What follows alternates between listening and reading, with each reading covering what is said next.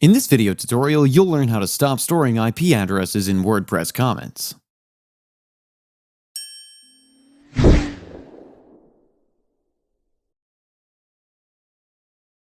Storing unnecessary data, such as IP addresses, can contribute to increased data overhead. Disabling the storage of IP addresses can be a way to optimize data storage and improve website performance. To do so, all you need to do is log into your WordPress admin dashboard, hover over Appearance, and click on the Theme File Editor. Once here, go to Theme Functions,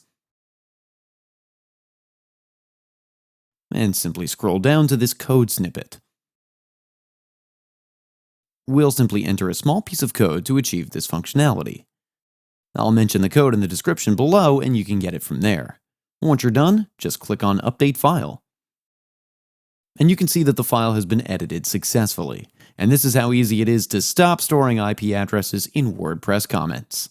Now, if you want to learn how to allow image uploads in comments, then we have a video where you can learn that as well. I'll link the video in the description below, or you could click on the eye icon in the top right corner of your screen to view the video.